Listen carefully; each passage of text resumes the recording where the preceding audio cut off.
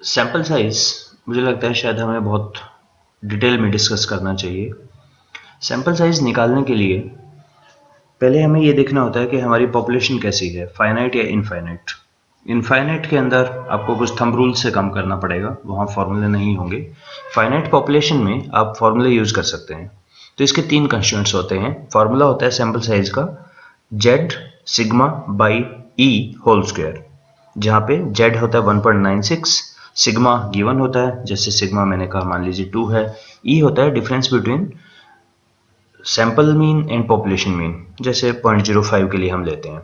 तो 95% confidence interval पे value आएगी 6147। इसको हम मैनुअली भी कैलकुलेट कर सकते हैं। देखिए जेड सिग्मा बाई, ये मैंने डी लिख दिया है, डी की जगह इसको ई कर सकते हैं, one and the same thing. तो जेड मेरा है 1.96 और सिग्मा की वैल्यू मैंने 2 ली थी इस एग्जांपल में, और ई मैंने लिया 0.05 या 78, इस सारे का होल स्क्वायर 6146। ये सैंपल साइज हमारा निकलता है। लेकिन हमेशा हमारे पास फाइनाइट पॉपुलेशन नहीं होती या नॉन स्टैंडर्ड डेविएशन नहीं होता। इन दैट केस हम क्या कर सकते हैं, अगर मुझे प्रोपोर्शन पता है, जैसे E difference between sample and population mean उतना ही लिया, मुझे पता है कि मेरे एरिया में 20% लोग स्मोकिंग करते हैं, तो नॉन स्मोकर हो गए 80%, तो उनसे जो निकलेगा हमारा एन वैल्यू वो आएगी 246।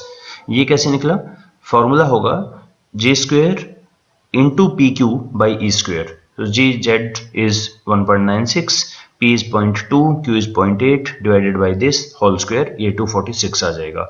या मुझे अल्फा बीटा का पता है। सेकंड, अगर मुझे मीन पता है, लाइक मेरा मीन है 500 का, स्टैंडर्ड डेविएशन गिवन है 50 की, और सैंपल साइज है मेरा 1000 का, तो मेरा जो अपर और लोअर लिमिट्स आ जाएंगी 496 से 503, एक्स बार प्लस माइनस 3 सिग्मा। तो ये हम मैनुअली भी कर सकते हैं जेड के लिए या टी के लिए। सो ये हमारा है सैंपल मीन का। सैंपल मीन के बारे में, सैंपल साइज के बारे में और भी हमें डिस्कशन करना चाहिए। बाकी के मेनू हमारे होंगे hypothesis test, anova, correlation, chi square etcetera, जिनके बारे में हम नेक्स्ट वीडियो में डिस्कस करेंगे।